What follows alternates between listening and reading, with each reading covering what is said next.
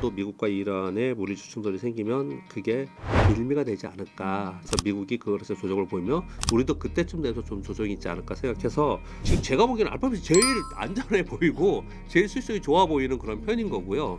근데 팔란티어는 일단 주봉상의 헤드앤숄더를 이미 만들었고 이제 대세에서는 조금 벗어나 있는 단기적으로는 그런 차트로 좀 보이더라고요. 그래서 왜 그런가를 이 안에 들여다봤어요. 저는 테슬라를 한마디로 표현할 때 모든 산업의 선두주자인 것 같아요. 좀 대단한 회사라고 생각해요.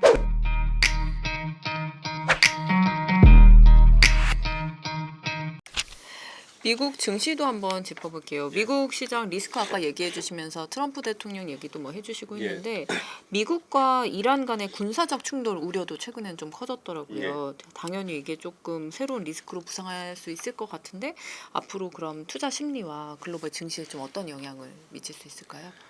저는 일단 개인적으로 미국과 이란이 만약에 물리적 충돌이 일어나면 이건 베네수엘라 문제 뭐 이런 거하고는 좀 차원이 다르다라고 생각합니다. 이란이 우리 역사적으로 보면 굉장히 그 강대국이에요. 이란이 강대국입니다. 이 역사 공부를 하면. 그래서 이란은 쉽지 않다. 그리고 핵 보유국이에요. 그래서 핵을 만들 수 있는 국가입니다. 그래서 이란은 쉽지 않을 거라고 생각을 저는 해서 그 지금 미국이 가만히 보면은 아까 말씀드렸듯이 S&P 500은 보합이고 나스닥은 마이너스라고 그랬지 않습니까? 연간 뭔가 불안해하고 있어요. 그런데 이러한 대규모 만약에 물리적 충돌이 일어난다 그러면 이때의 기회다 그러면서 막 공매도 때리고 그쪽에 또 매물이 나올 수 있거든요. 그래서 아마도 미국과 이란의 물리적 충돌이 생기면 그게 빌미가 되지 않을까, 조정의 빌미가 되지 않을까. 그래서 미국이 그것에서 조정을 보이며 우리도 그때쯤 돼서 좀 조정이 있지 않을까 생각해서 저는 미국과 이란의 전쟁은 이번에 조정의 빌미가 될 가능성이 상당히 있다라고 조심스럽게 생각을 합니다.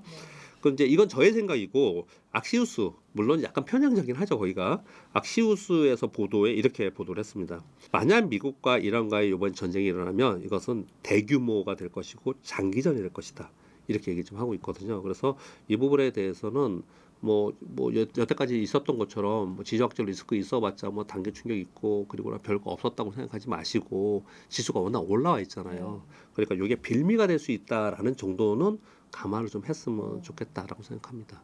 미국 주식이 지금까지 M7이 좀 시장을 이끌고 또 AI가 좀 주도하고 이런 모습을 최근에 보였는데 올해 M7이 주도주 장세가 계속 이어질지 궁금하고 또 AI 사이클이 정점을 찍었다는 이제 분석도 많이 나오니까 그 부분에 대해서도 한 말씀 부탁드릴게요. 이번 AI 시대는 언제 시작했죠? 2023년 1월에 시작했습니다. 그 계기는 뭐였죠? 2022년 11월에 챗GPT가 발표된 거예요. 그래서 2023년, 24년, 25년 엔비디아 없으면 다 쫄쫄 굶는 그런 시장이 되었지 않습니까? 엔비디아가 뭡니까? 데이터 센터의 가속기의 인프라를 구축해주는 회사지 않습니까?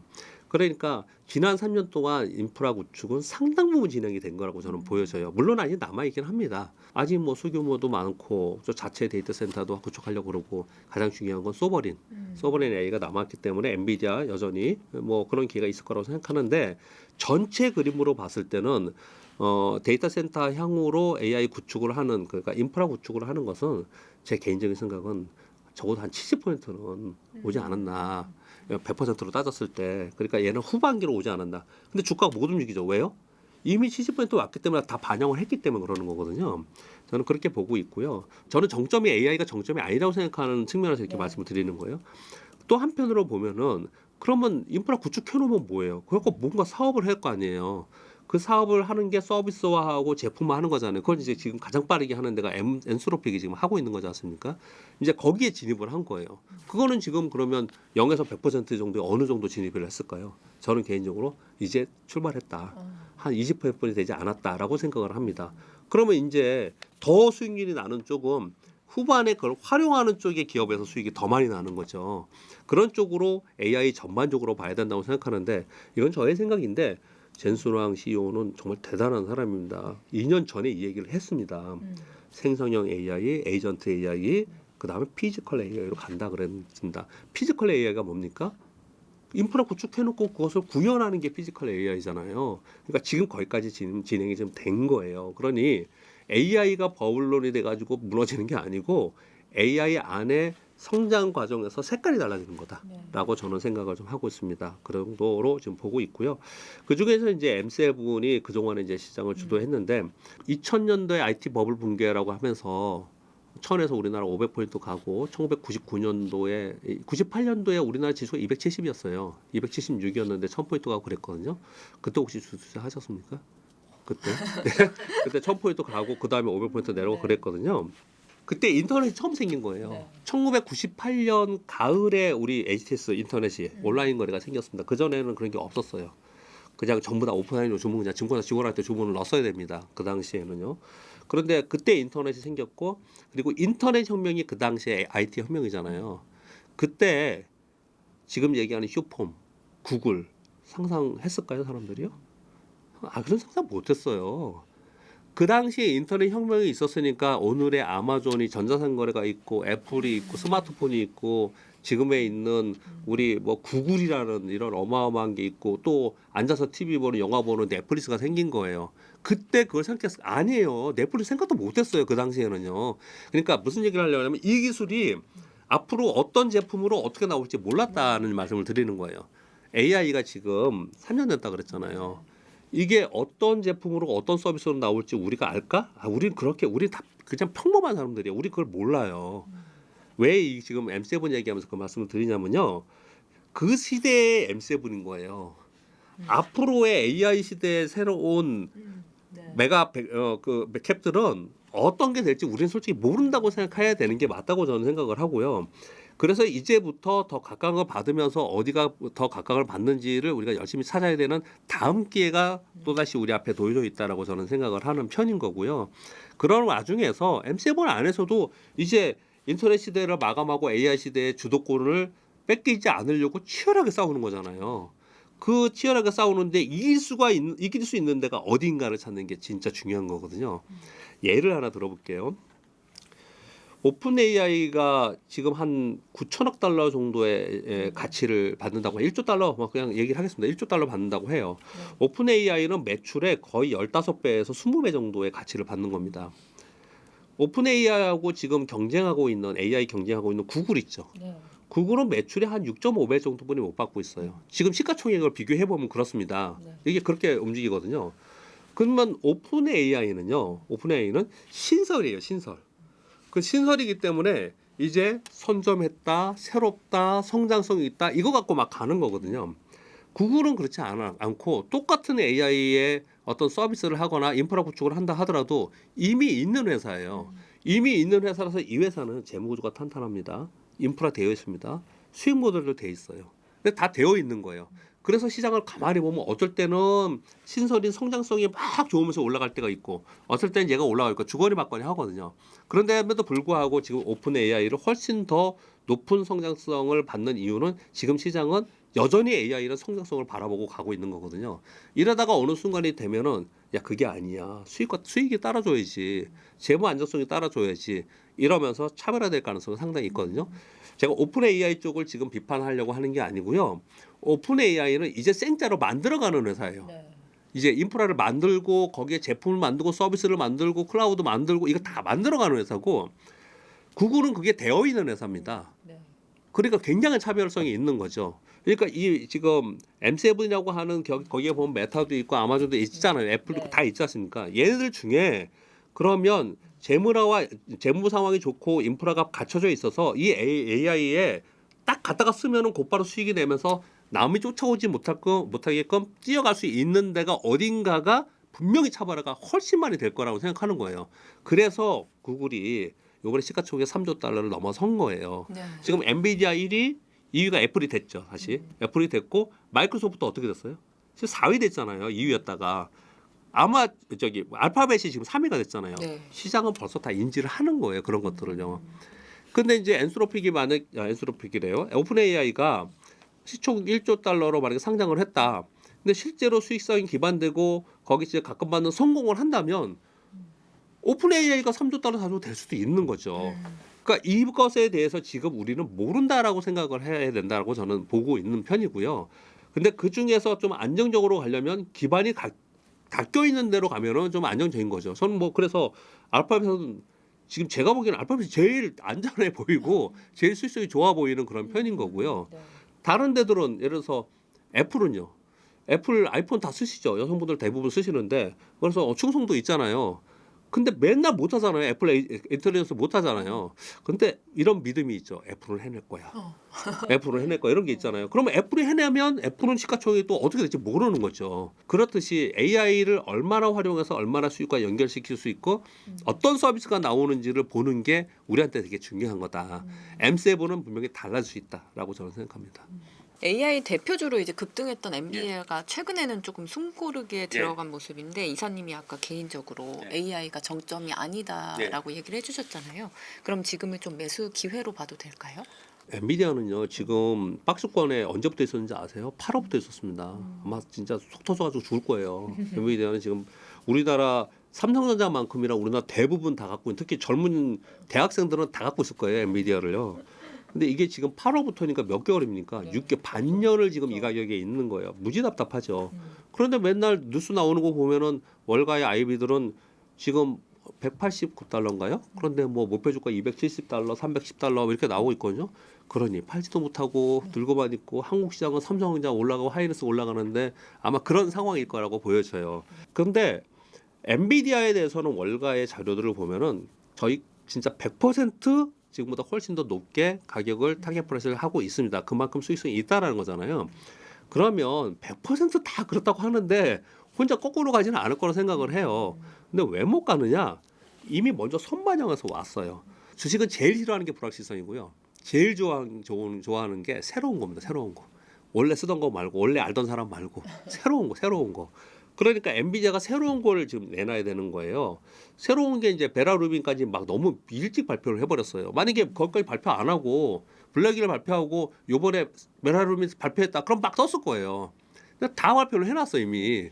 그러니까 이제 요즘에 뭐라고 얘기하냐면 GTC에서 요번에 SK 하이닉스하고 뭐 새로 개발한 게 있어가지고 베라 루빈을 뛰어넘는 뭘 얘기할 거야. 뭐 이러거든요. 그럼 나와 봐야죠. 그러니까 엔비디아는 그게 필요해요 지금.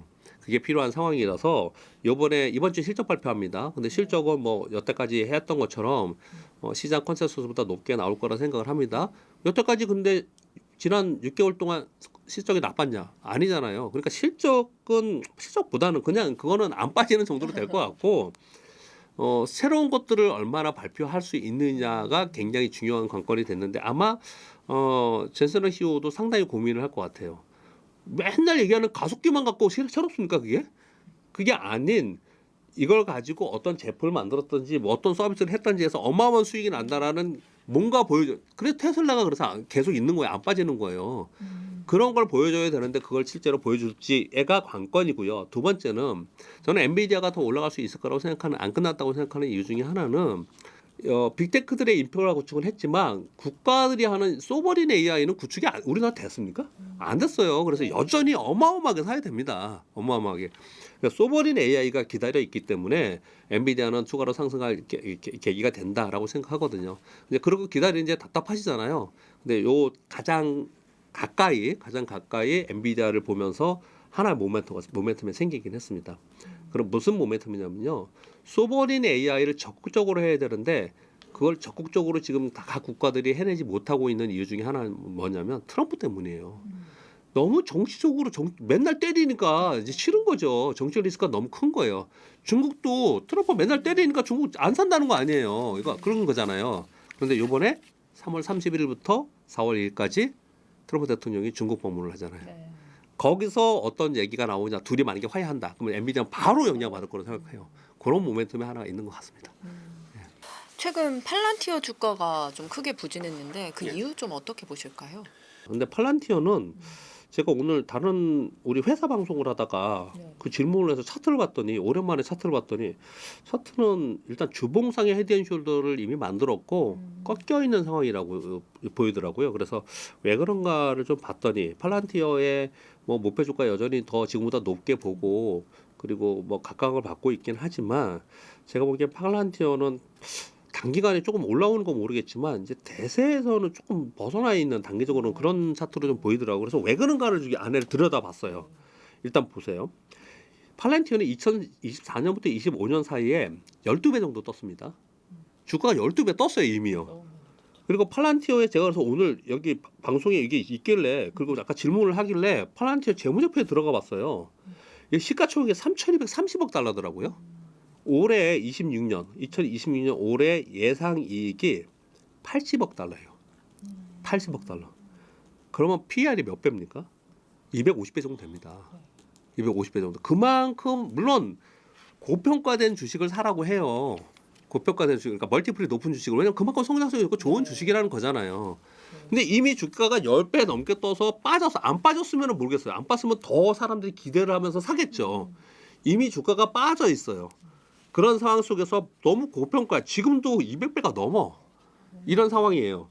그런 상황인데 요즘에 봤더니 팔란티어는 대표적인 AI를 기반으로 하는 소프트웨어 회사잖아요. 근데 지금 미국 엔트로피 때문에 어떻게 됐어요? 소프트웨어 회사들 다 박살났죠. 지금 미국이 AI 버블론 얘기를 하면서 자본 지출에 대해서 걱정하는 이유 중에 하나는 지난주 금요일 날 코이보도 8% 하락하고 오라클도 빠지고 나머지 다 올랐는데 그런 쪽만 다 빠졌거든요. 그게 그랬던 이유가 코이브가 40억 달러 줘달라고 그랬는데 안 됐다 그랬죠. 왜냐면 이제 신용등급이 하향돼가 결국 그게 안 됐거든요. 근데 자금을 끌어올려고 그러는데 신용등급 때문에 이제 못 믿겠으니까 안 빌려주는 거잖아요. 투자를 안 하는 거잖아요. 근데 그런 현상이 벌어졌는데 왜 그랬냐를 봤더니 코이브는 데이터 센터 회사입니다. 근데 왜 그랬냐를 봤더니 소프트웨어 회사들이 다 무너진 걸 보면서 코이브의 주된 고객이 소프트웨어 회사들이거든요. 근데 소프트웨어 주가 막 빠지는 거 보니까 야 이거 코이브도 위험하겠네 이런 상황이 된 거예요. 그러면 소프트웨어 회사는 어떻게 할까요? 소프트웨어 회사는 더 안 좋은 거죠. 이 팔란티어가 대표적인 소프트웨어 회사거든요. 그러니까 여러모로 팔란티어는 지금 상황이 좀 좋지 않은 국면에 지금 단기적으로 들어가 있어요. 그래서 이걸 갖고 있는 분들은 장기적으로 이 회사의 성장성을 가지고 늘 얘기하는 거지만 내가 들고 가겠다. 제가 이런 주식을 갖고 있는 분들은 뭐 2차전지도 그렇고 이런 주식 갖고 있는 분들은 제가 이런 얘기를 드릴게요. 제 친구가 평생을 제가 증권사 지점장 오래 했는데 친한 친구가 증권사 지점장을 하는데 주식수를 한 번도 안 한 친구가 있어요. 2021년도에 꼭지에 주식을 투자를 하겠다고 나한테 그러더라고요. 하지 마라 그렇게 말렸는데 그렇게 하고 싶다고 해요. 그래서 딱 넣고 산 게 삼성전자예요. 얼마 샀느냐? 87,000원인가 샀어요. 그 당시에 고점에 딱 떨어질 때 고점에 87,000원 샀거든요. 5만 원 넘게 썼잖아요. 근데 다행히 그 친구는 한 번도 사지도 않고 팔지도 않았어요. 그냥 갖고 다행이네요. 있었어요. 그래서 엄청 지금 수익이 났습니다. 이렇게 성장성을 갖고 난 투자를 그렇게 해보겠다. 팔란티어 갖고 그건 제가 할 말이 없어요. 근데 당장 어떻든 이런 방송을 출연하는 저의 입장에서 볼 때 지금의 왜 얘가 약하고 지금 환경이 어떤가를 보면 팔란티어의 지금 환경은 그렇게 좋은 환경은 좀 아닌 것 같다라는 정도의 의견을 좀 드립니다. 테슬라 주가는 어떻게 보실까요? 아까 잠깐 언급해 주시기도 했지만. 전 테슬라는 또 다르게 봅니다. 물론 팔란티어도 뭐 그렇게 될지도 모르겠지만 테슬라는 정말 대단한 회사라고 생각해요. 대단한 회사라고요. 테슬라는 전기차 할 때 남들 다 안 된다 그랬을 때 성공해냈지 않습니까? 테슬라 일론 머스크가 정치하고 진짜 헛짓말 안 했으면 그러니까 이 경제적 해자라는 건요 충성도 있는 고객이 무지하게 중요한 겁니다. 이 삼성전자가 안타까운 게 뭐냐면은 삼성전자에 갤럭시 쓰면 아저씨라고 그러잖아요. 예, 저는 갤럭시 씁니다. 근데 젊은 친구들은 아이폰 쓰잖아요. 거기 AI 기능 갤럭시보다 안 좋아도 그거 쓰잖아요. 왜? 그냥 좋은 거야 그냥. 이걸 충성도 있는 고객이라고 하고 이거를 굉장히 중요한 경제적 해자라고 합니다. 기업은 이게 굉장히 중요한 거예요. 그 충성도 있는 고객이 있어야지만 나중에 새로운 제품을 만들어서 또 팔 수도 있고 서비스해서 할 수 있고 수익을 계속 낼 수 있는 거거든요. 이 테슬라도 충성도 있는 고객이 처음에 있었습니다. 그런데 엉뚱한 짓 많이 하다가 이제 빠져나간 거예요. 그러다 보니까 테슬라의 실적이나 이런 매출의 이런 부분에 보서는 좀 떨어지는 거잖아요. 그럼에도 불구하고 대단한 회사라고 얘기하는 이유는 보세요. 지금 우리가 누가 생각해봐도 앞으로 이 AI 성장에 있어서 우리가 아까 말씀드렸듯이 모르는 부분도 있지만 분야도 있지만 확실한 분야가 있잖아요. 어떤 거예요? 자율주행, 로봇, 우주항공, UAM 이건 될 거 아닙니까? 근데 테슬라는 이걸 다 해요. 그리고 기술력도 독보적이에요. 테슬라는 이걸 전부 다 하고 있습니다. 이번에 XA하고 스페이스X 합병해가지고 그래서 우주에다가 데이터 센터 한다고 하지 않습니까? 그거 그냥 우리가 주식하는 사람이니까 별 생각 안 하고 볼지 모르지만 주식을 떠나서 테슬라의 일론 머스크가 그걸 성공했다고 생각을 해보세요. 그러면 어떻게 될까요? 국가가 무슨 사용이 있습니까? 전 세계 가장 센 국가 아니에요, 그게? 거기다 져가지고 전 세계 우주인공에서 싸가지고 전 세계 다 쳐다보고 있고 다 공격할 수 있고 그리고 전력의 에너지도 자기가 다 지배할 수 있고 대단한 거예요, 정말 대단한 거예요. 그래서 저는 테슬라를 한마디로 표현할 때 모든 산업에 선두주자인 것 같아요. 모든 산업에. 그래서 테슬라의 투자는 그런 개념으로 하는 게 맞다고 생각이 들어요. 그런 개념으로. 그래서 테슬라에 막 악재가 나서 빠져. 아, 테슬라 안 돼. 테슬라 안 돼. 다른 거 가지고 모멘텀이, 그러니까 주식은 미래 모멘텀이 중요하다 그랬잖아요. 얘는 모멘텀이 계속 있는 거예요. 모멘텀이 있는 주식은 빠지면 사야 되는 거거든요.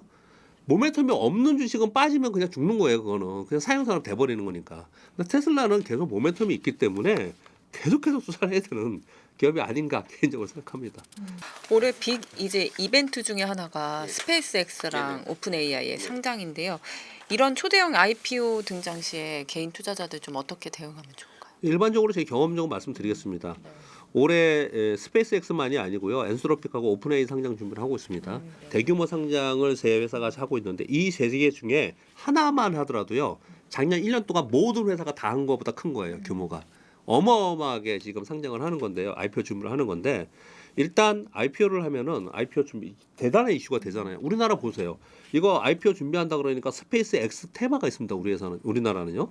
그렇게 있습니다. 그렇듯이 상장 얘기가 나올 때부터 상장하고 나서 직후 그 전까지는 주가가 뜹니다. 긍정적으로 반영을 해요.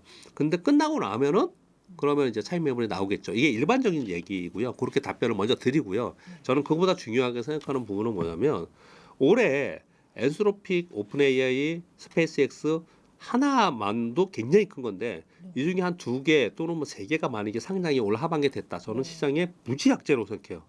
왜냐면 시장에 돈이 이만큼 있는데 전 풍선이론 맨날 풍선을 설명하거든요. 풍선이 주식이에요. 주식시장입니다. 네. 안에 들어있는 공기가 돈이에요. 돈을 빵빵하게 계속 넣어주면 풍선이 막 부풀 거 아니에요. 계속 넣다가 어떻게 돼요? 그게 버블 붕괴잖아요. 그러니까 적당하게 넣었다 뺐다 하는 거고 이게 관리하는 거지 않습니까? 근데 요만큼만 있어요. 근데 한쪽에서 공기를 쭉 밀어서 넣으면은 저쪽은 빵빵해지면 이쪽은 쭉 들어가죠. 그래서 주식을 보면은 얘 오를 때는 얘는 빠지고 얘 오를 때 이렇게 빠지고 그런 거잖아요. 근데 시장에 요만큼에 있는 돈이 한계가 있는데 여기 이 3개가 상장을 해? 그러면 이 안에 있는 돈들은 얘들에 몰려갈 거 아니에요. 그 나머지는 어떻게 해요? 나머지는 어떻든 간에 이 포트폴리오 구성하는 펀드 매니저 입장에서도 딴 건 팔아야 됩니다. 그렇죠. 그래서 이게 굉장한 호재로 아마 올해 굉장히 이슈가 될 거고 저도 우주항공에 대해서 올해 계속 봐야 된다고 생각하고 태양광도 봐야 된다고 생각하는데 시장 전체는 이들이 상장이 되면 아마 돈을 흡수하면서 빨아들이면서 다른 쪽이 좋지 않을 때 가능성이 있거든요. 그 대표적으로 우리나라도 그런 적이 있었습니다. 언제 그랬죠? LG에너솔루션. LG에너솔루션 상장하면서 2차전지 막 올라가면서 남들 다 안 좋았잖아요. 그러면서 곧바로 시장이 그냥 그다음에 안 좋아지는 거거든요. 그런 현상이 나타날 수 있다는 거 꼭 잊지 마세요. 대형 IPO가 상장이 된다는 거는 테마로는 분명한 이슈가 되지만 이런 돈이들이 들어와서 물론 이럴 수 있겠죠. 이 돈이 풍선 안에 공기가 아니고 딴 데서 들어와. 근데 그만한 돈이 이게 규모가 그런 규모가 아니에요. 그만한 돈을 만들어서 이걸 생자로 가져올 수 있을까? 그런 걱정을 저는 좀 하고 있습니다.